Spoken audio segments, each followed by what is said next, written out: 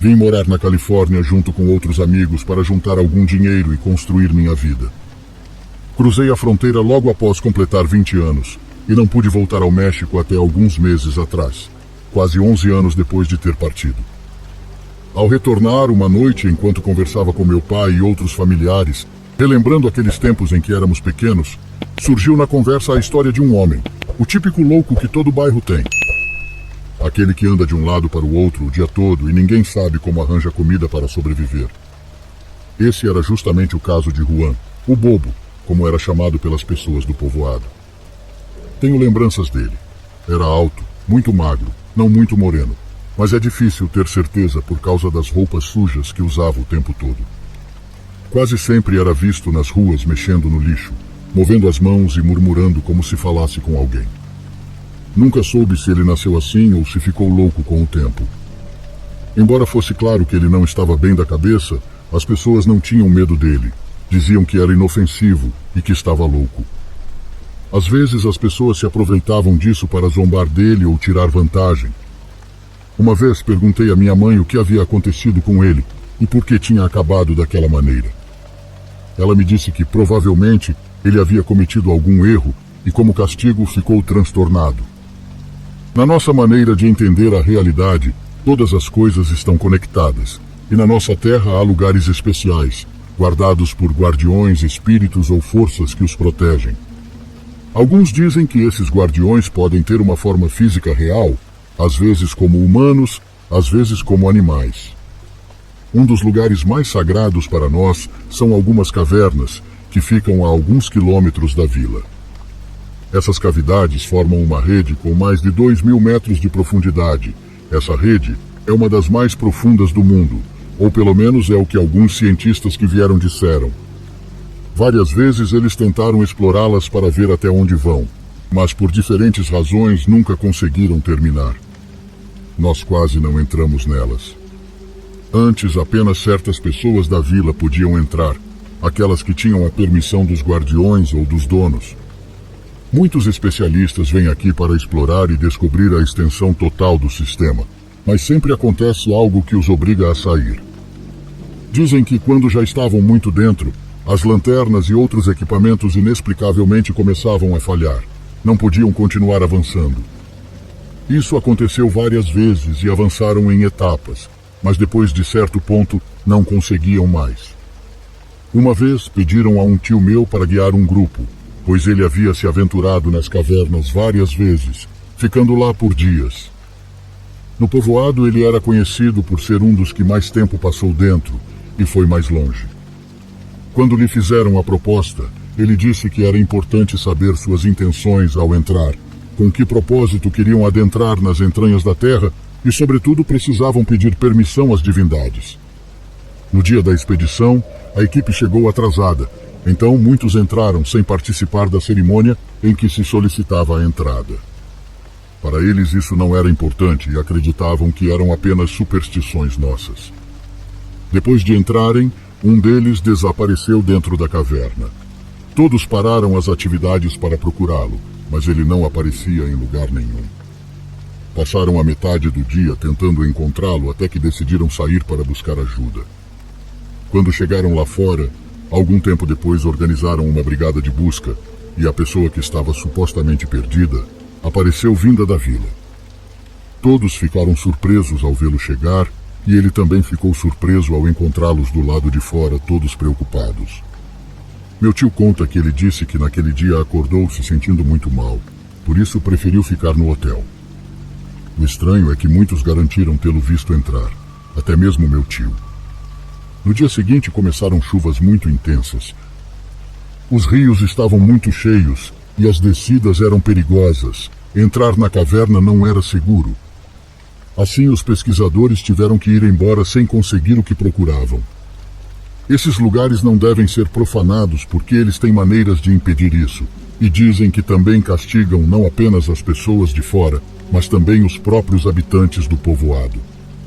Se entrarmos sem boas intenções ou permissão, podemos pagar muito caro. Não muito longe da entrada da caverna, há um rio onde algumas mulheres vão lavar roupas ou tomar banho. Antigamente tínhamos o costume de fazer isso. Quando éramos pequenos, íamos com nossas mães ou irmãs e tomávamos banho todos juntos, sempre agradecendo ao sair. Mas quando crescemos, paramos de fazer isso porque apenas elas iam sozinhas. Antes de eu ir para os Estados Unidos, houve um alvoroço na vila porque uma moça havia desaparecido. Rumores diziam que ela havia fugido com um rapaz, mas esse boato foi desmentido quando o homem veio à vila procurá-la. Durante várias semanas procuraram por ela, mas não encontraram nenhum rastro.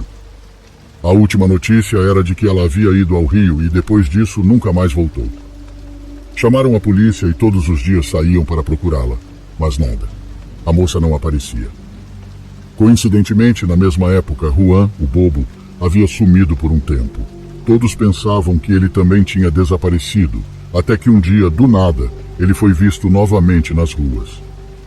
Como ele andava de um lado para o outro, perguntaram se ele havia visto a moça. Embora não estivesse bem da cabeça, qualquer pista poderia ajudar, mas Juan nunca dizia nada. O que era notável é que ele começou a mudar fisicamente. Não era o mesmo de antes.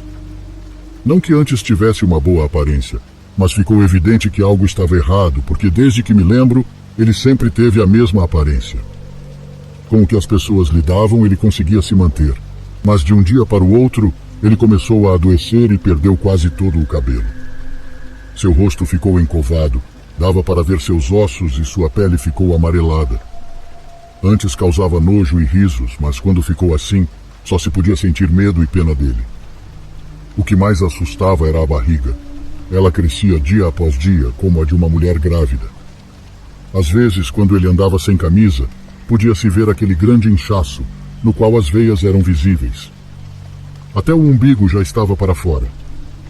Parecia que, em questão de dias, sua barriga havia crescido como a de uma mulher prestes a dar à luz. Essa é a última lembrança que tenho de Juan, porque depois disso ele também sumiu e ninguém o viu novamente. Ninguém se preocupou em procurá-lo. Pouco tempo depois de chegar, conversei com a família e me deram a notícia de que alguns excursionistas haviam encontrado o corpo da moça. Estava em uma das cavernas, não muito longe da entrada. Encontraram-na sem roupas, com alguns hematomas e sinais de abuso. Todos na vila disseram que Juan havia sido o responsável, que provavelmente a encontrou no rio e a forçou até matá-la. Nossos rios e cavernas são sagrados. Os guardiões que os protegem não permitem que nada os profane. E se isso acontecer, nada fica sem punição. Isso foi o que aconteceu com Juan. Na vila, contam que, por profanar esse espaço, o guardião o castigou, fazendo-o engravidar com uma grande barriga cheia de água. Ele nunca conseguiu se curar disso, e em vez de gerar vida, dizem que em sua barriga crescia a morte, até que finalmente o consumiu completamente.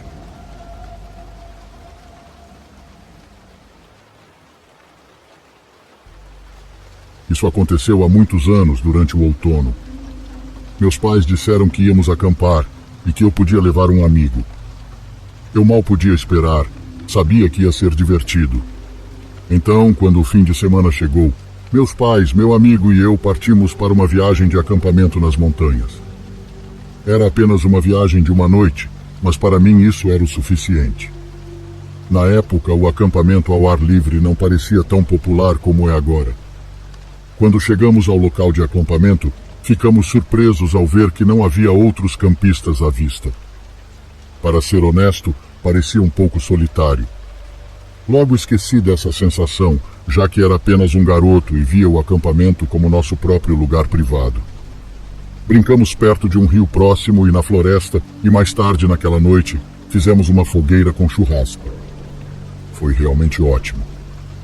Pouco antes de dormir, o humor do meu amigo mudou. Normalmente ele era cheio de autoconfiança, mas quando o sol se pôs, seu espírito se apagou. Ele começou a sentir saudades de casa e ficou com medo. Eventualmente ele me disse com os olhos cheios de lágrimas que queria ir para casa. Na hora que ele pediu, já era muito tarde. Meus pais já tinham bebido um pouco e estavam se preparando para dormir. Fomos dormir com os sons da floresta ao nosso redor. Era meio assustador lá fora, no meio da natureza, mas conseguimos dormir sem problemas. Na manhã seguinte, partimos para casa. Havíamos planejado ficar um pouco mais no acampamento, mas como meu amigo claramente estava um pouco angustiado, voltamos para casa mais cedo. Partimos enquanto ainda estava escuro. Não me lembro que horas eram da manhã, mas parecia que todos queriam ir embora o mais rápido possível. Como era fim de semana, meus pais foram para o quarto deles tirar uma soneca assim que chegamos em casa. De qualquer forma, ainda era cedo e eu estava bastante cansado. Estava cochilando enquanto assistia desenhos animados de manhã no sofá e acordei quando o telefone de casa tocou. Naquela época não havia identificador de chamadas em nossos telefones, então não sabíamos quem estava ligando. Eu estava esperando que fosse meu avô. Meus pais não mostraram sinais de descer para atender. O telefone continuava tocando e tocando, então eu atendi. Oi, bom dia. A voz pertencia a uma garota que eu não reconheci imediatamente. E com base na minha lembrança, eu diria que ela parecia ter a minha idade, ou talvez fosse uma mulher mais velha com voz jovem. Quanto mais penso nisso, mais acho que é plausível. Eu tinha quase certeza de que nunca dei meu número de telefone para nenhum dos meus colegas de classe, então fiquei quieto por um tempo apenas ouvindo. O acampamento ontem à noite foi divertido. O churrasco também foi muito bom. Aquela carne estava deliciosa.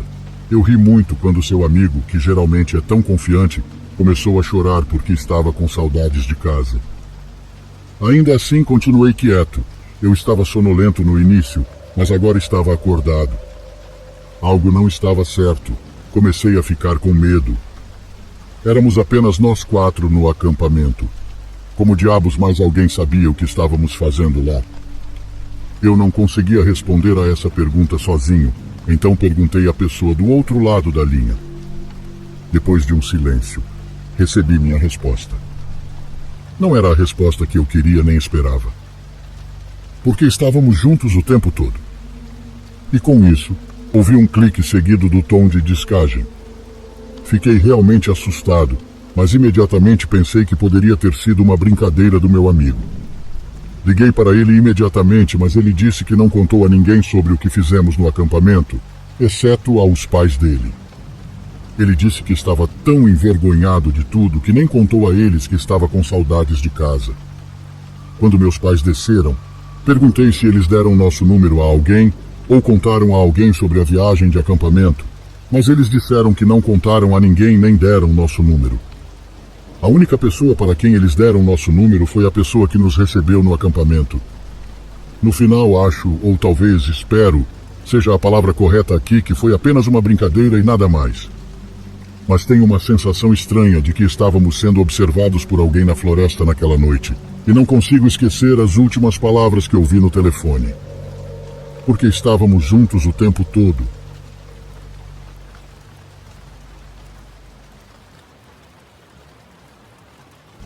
Isso aconteceu quando eu tinha por volta dos 12 anos de idade. Lembro que enquanto crescia, morávamos em uma casa com um quintal muito grande. Era tão grande que havia vários acres de mata densa, além da nossa pequena área aberta. Frequentemente tínhamos todos os tipos de animais selvagens passando pelo quintal, mas de longe, o que mais víamos eram veados. Eu também passava muito tempo no quintal porque era uma criança bastante ativa e gostava de estar ao ar livre. No entanto, não me aventurava muito na mata porque era muito densa e vasta. Seria fácil se perder e não tínhamos trilhas definidas lá. Uma noite estava no quintal esperando ser chamado para o jantar. O sol estava quase se pondo e lembro de ter ouvido um barulho na beira da mata. Olhei e vi um veado parado ali. Fizemos contato visual por um momento. O veado me encarou por alguns segundos antes de finalmente se virar e se mover para dentro da mata. Queria ver para onde ele ia, então o segui um pouco. Cheguei à borda da mata e vi o veado talvez a 15 metros mais adentro. Então, notei que havia outro. Comecei a andar cada vez mais para dentro da mata. Tentava ser cuidadoso para não assustar os veados, mas eles pareciam se afastar de mim de qualquer forma. Acabei indo bem fundo. Os animais tinham desaparecido completamente, mas eu ainda tentava vê-los. Eventualmente desisti e comecei a voltar. Agora eu estava bem longe e cercado por árvores, além de estar completamente escuro. Enquanto eu voltava, ouvi outro som vindo de trás de mim. Achando que era outro animal, me virei e olhei. Vi um arbusto se movendo a cerca de 12 metros. Pensei que devia ser um animal, mas no segundo em que vi o arbusto se movendo, não parecia ser. Continuei olhando, e então vi um homem sair e se esconder atrás de uma árvore. Não consegui vê-lo direito, mas foi o suficiente para saber que eu não o conhecia. Parecia ser algum cara aleatório e não um dos vizinhos. Ninguém deveria estar em nosso quintal, então isso foi muito estranho. Imediatamente senti a necessidade de voltar para casa o mais rápido possível, mas por alguma razão fiquei parado e continuei olhando diretamente para o homem. Acho que estava em estado de choque. Após um momento ou dois, o homem saiu de trás da árvore. Ele estava olhando diretamente para mim e então começou a andar na minha direção. Virei e comecei a correr de volta para casa. Provavelmente nunca corri tão rápido em minha vida. Não me dei ao trabalho de olhar para trás e ver onde o homem estava naquele momento. Logo consegui chegar à parte aberta do nosso quintal. Continuei correndo e então cheguei em casa e entrei. Tranquei a porta e rapidamente encontrei meus pais. Contei a eles sobre o homem e olhamos por todas as janelas. O homem não estava à vista. Ele deve ter ficado na mata. Meu pai então saiu para olhar ao redor e até entrou um pouco na floresta. Ele voltou e disse que não ouviu nada e até chamou perguntando se havia alguém lá. Ele disse que o cara deve ter ido embora, provavelmente percebendo que não deveria estar ali. Senti-me muito melhor sabendo que estava seguro e dentro de casa. O resto da noite foi tranquila e fui dormir na hora de sempre. No entanto, antes de adormecer, estava deitado na cama e tinha deixado a janela um pouco aberta para entrar um ar fresco. Ouvi o vento e o som dos grilos, mas então ouvi outro som. Era alguém andando no quintal bem perto da minha janela. Olhei e a princípio não vi nada, mas então um homem apareceu. O mesmo homem que eu tinha visto mais cedo. Ele começou a andar em direção à minha janela. De alguma forma tive a presença de espírito de correr rapidamente, fechar e trancá-la. O homem literalmente passou bem na minha frente do lado de fora e olhou para mim. Foi um momento aterrorizante. Foi o olhar mais macabro que presenciei em minha vida. Depois disso, saí correndo do quarto. Felizmente, meus pais ainda estavam acordados e na sala de estar. Contei a eles sobre o homem. Eles entraram no meu quarto, mas o cara já tinha ido embora. Mais uma vez, meu pai saiu para o quintal, desta vez armado, atirando para todos os lados, sem se importar se iria acertar alguém. Chamamos a polícia também. Eles vieram e fizeram uma busca na propriedade, mas não puderam cobrir toda a mata porque era muito grande. O homem conseguiu escapar. Dormi com as luzes acesas e as janelas cobertas por semanas, mas felizmente o homem nunca voltou e nunca mais o vi. Pensar naquela experiência ainda me dá arrepios. Pensar no que aquele doente queria fazer comigo, ainda mais hoje sendo pai, me deixa sem dormir.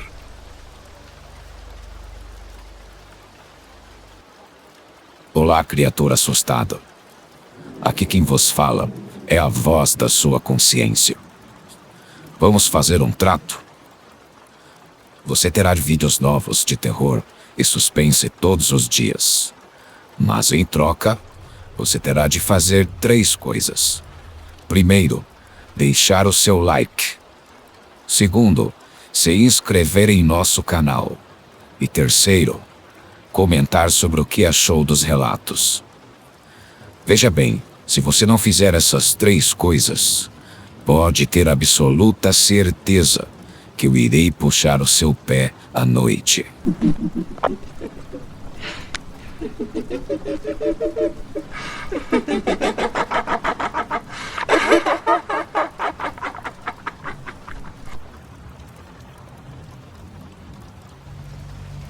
Nunca tive coragem de compartilhar as coisas que aconteceram comigo. Sinto que ninguém vai acreditar em mim. As poucas pessoas que ouviram acham que estou louco. Sei que há pessoas que acreditam e mesmo que não acreditem, estão abertas a acreditar que essas coisas são possíveis.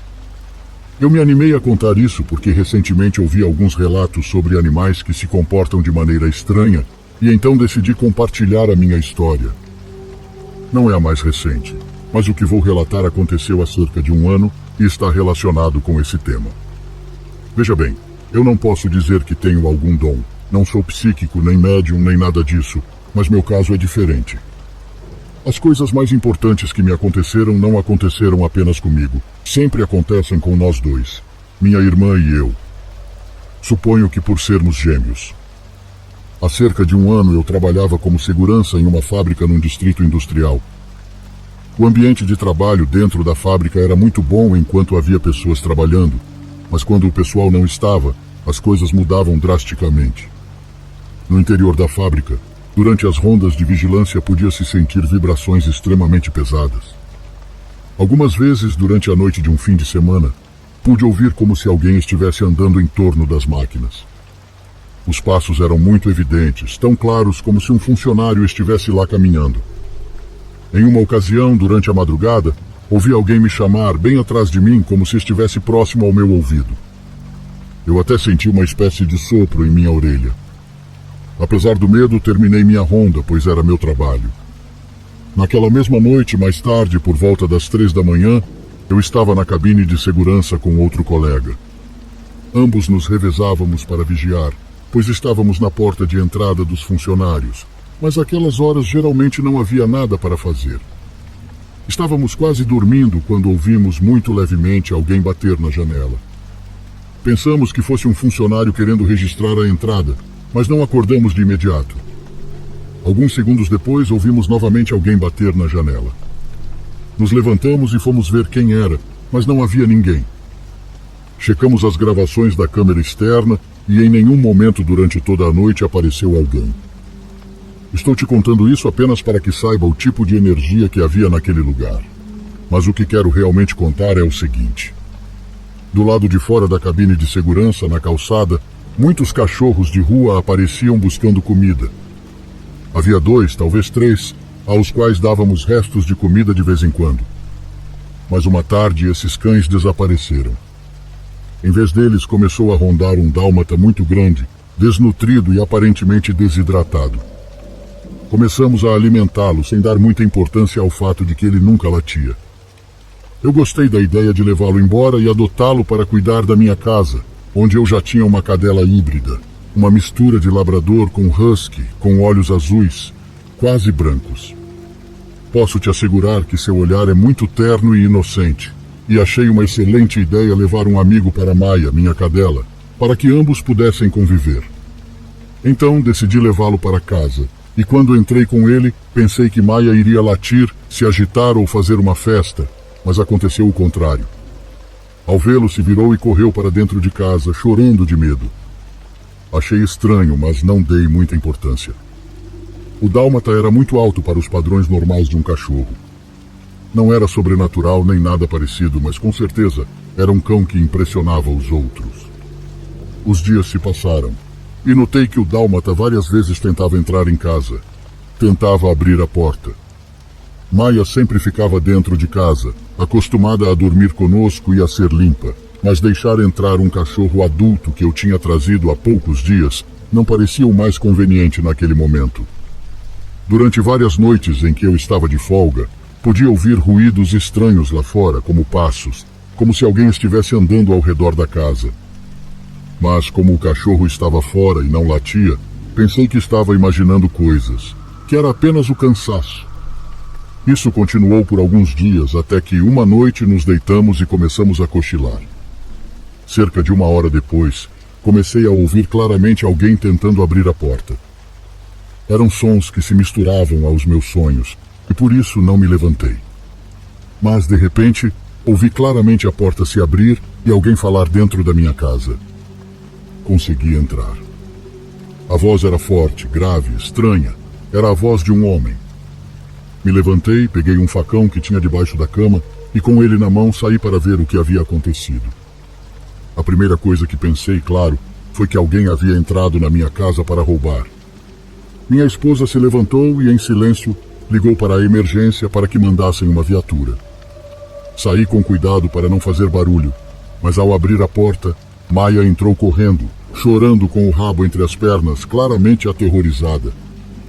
Pensei imediatamente que havia um ladrão. Caminhei devagar, com muita cautela.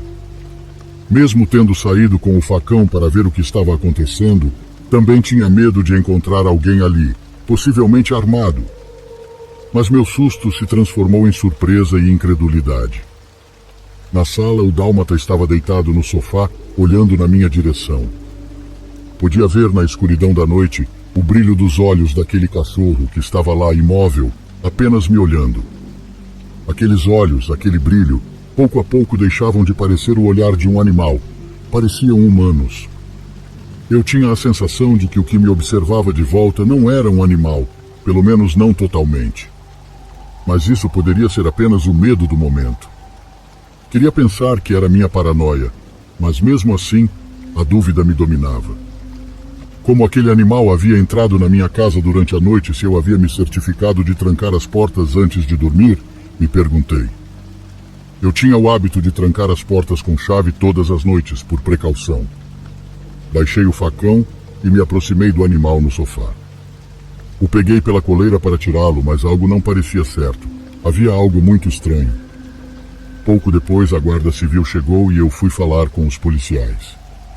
Disse que ouvi alguém tentando entrar na minha casa, então eles revisaram o interior, o quintal e os arredores.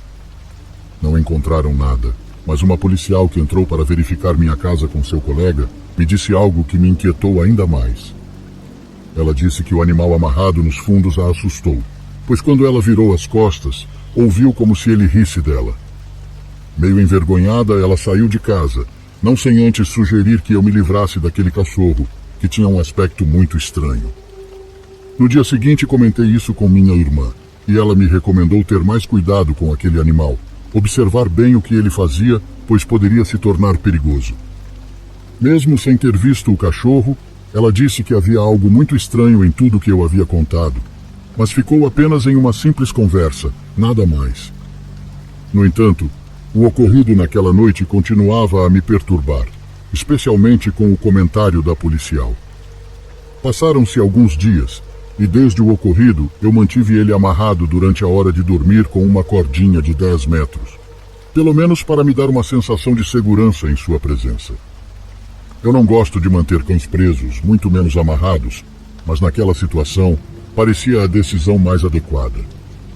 Poucos dias depois, já passada a meia-noite, saí para dar ração a ele, pois minha esposa havia esquecido.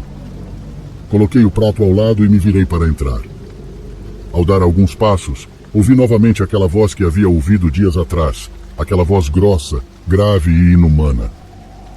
Por que você não me deixa entrar? Me virei para ver quem estava falando.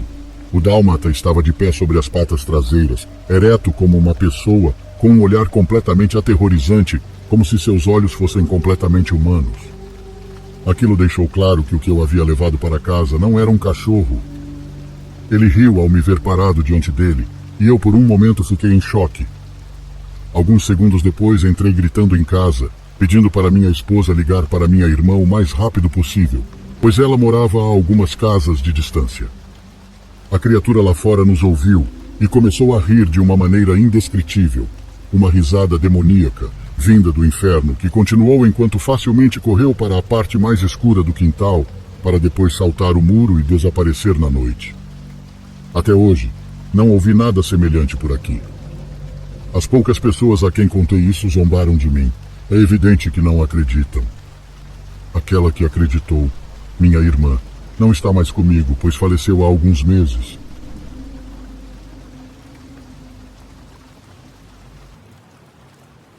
Olá, criatura assombrada. Ajude nosso canal a crescer. Por favor, comente. Diga se você já passou por alguma situação semelhante na sua vida. Algo semelhante a algum dos nossos relatos aqui de hoje. Teremos o prazer em lê-lo aqui. E por favor, não esqueça de compartilhar esse vídeo com seus amigos e familiares assombrados e assustados. E também peço que deixe o seu like e se inscreva em nosso canal. Isso é muito importante. Se você não fizer isso, já sabe, vou lançar uma maldição na sua vida.